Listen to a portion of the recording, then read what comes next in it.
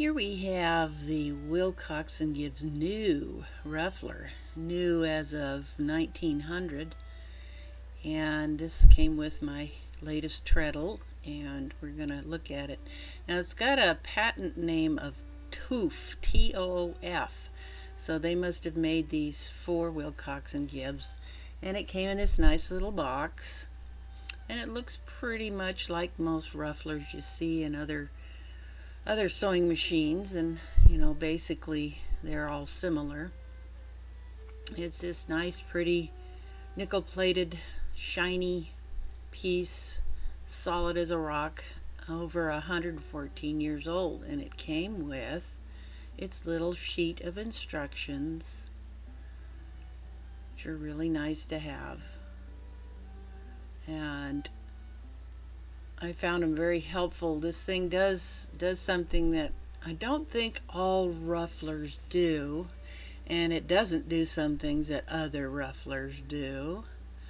But this little sheet, when you read through the instructions, you kind of learn on some of about the other things that it can do, and it had the price on it back then, which might have been pretty expensive back then, for $2.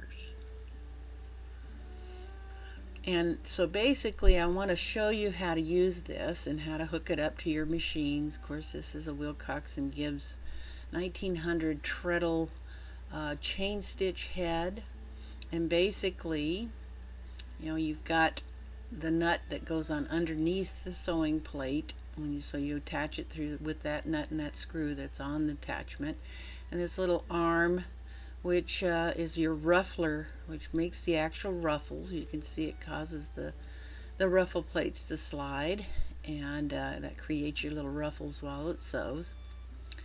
So I'm going to put it on the machine here, and you just leave the regular sewing foot on, which is different than some machines. You have to take the foot off.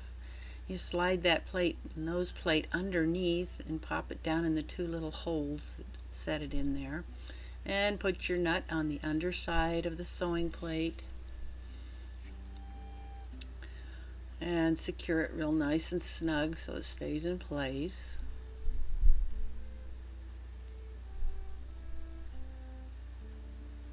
And so then you connect the arm to the sewing arm, the needle bar arm of the machine right here. It's got a little hole, pops right in that little hole that's right on that arm, and it's all ready to go. And of course that moves your ruffle plate up and down and back and forth. So you adjust the depth of your ruffle with that little round clover shaped type thing on the top. So here we're gonna go ahead and try this out. This is a folded over piece of flannel, and I sewed it together just to secure the raw edges, because when I tried to ruffle with it without it being sewn with a regular straight stitch, it kind of gave me some trouble, and the underside piece wanted to slip out away from the sewing needle, and so it was simple to just put a stay stitch down the edge of that raw edge, and we're going to go ahead and try this. So this is just ruffling a double layered, pretty thick piece of flannel, and it works like most rufflers, and it kind of catches it along, but does it quickly and easily and very evenly, which if you've made ruffles by sewing strands of thread and then pulling them to try and ruffle up, it's kind of hard to get those ruffles even, where these are just beautiful and nice and straight. It worked very well for that.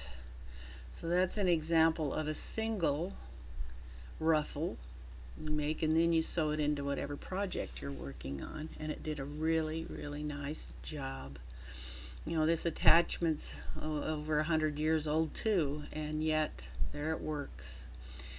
Now the other thing that this particular attachment will do is it will allow you to sew 3 layers of fabric all at once and put a ruffle in between 2 non-ruffled pieces of fabric.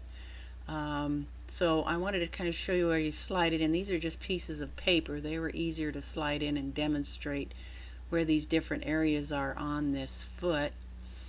And basically you can put one underneath the ruffle area. You got your ruffle plates up above that. So this goes down underneath. Here's your ruffle plates. So one strip of fabric can go there. And then the next layer would be your ruffle piece. So this would be the one that would go through and actually ruffle, and you slide it in between the ruffle plates, of course. So now you've got 2 layers. And I looked at one of my Singer rufflers and I didn't see an option for 3 layers. I did see an option for, say, like a ribbon on top of a ruffle and 2 layers, but it didn't have enough space for 3. Maybe they do it, and I don't know. I just haven't really looked into it. And here I'm sliding in the top or the 3rd layer of fabric. So this ruffler lets you put on 3 at once, which seems quite challenging, and I'm going to show you here when I was doing it how to go about doing it and what you get. So 3 layers. I was thinking, you know, where would you use this? Well, thinking of some of the dresses made back in the day, they might put ruffles up along the top of the shoulder sleeve area, and it would be real nice. So here I'm going to start by doing just 2 layers. So I'm going to put a ruffle on a regular piece of fabric to show how you can do 2 at once. And you could do this a couple of ways. You could put your fabric that you're attaching the ruffle to underneath, or you could put it in that top one. And here I'm going to put it on the top one. Just to show you how it works. You got to ease it in there and get everything lined up. And with these things, of course, it always, your setup is what starts you off and helps you get it done. So here we've got 2 layers.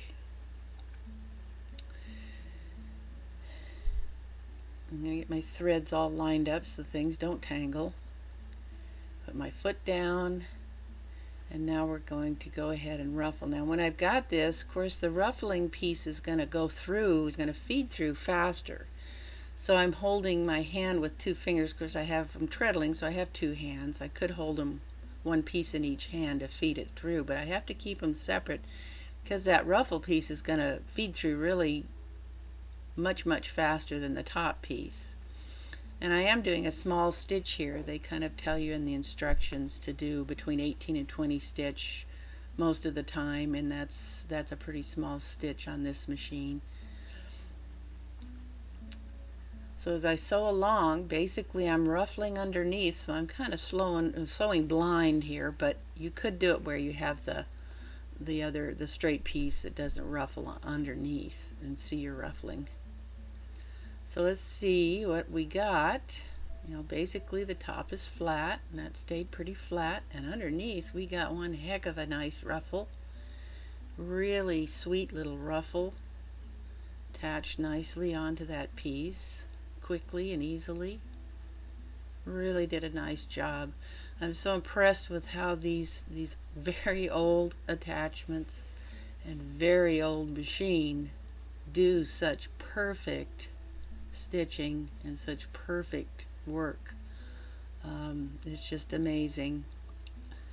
So there you have the ruffle on a single, attaching it to a single layer.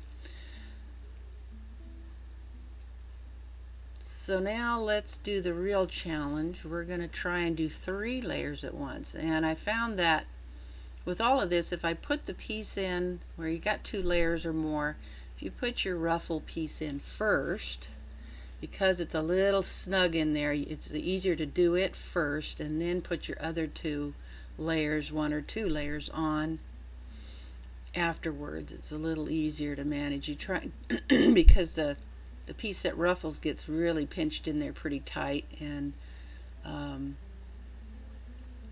it was just worked out better. And so now I'm putting on the top layer.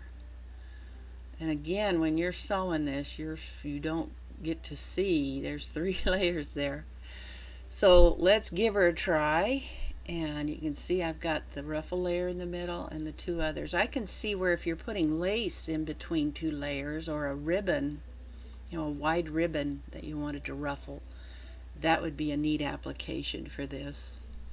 And you could do them all at once, one swath of sewing.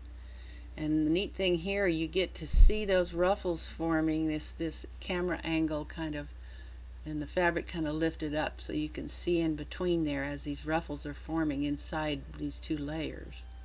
That's kind of fun. Really ruffling. Of course, that amount of ruffle can be adjusted with that regulator screw. They call it the ruffle regulator screw. These are all just plain cotton fabrics that you'd use in quilting.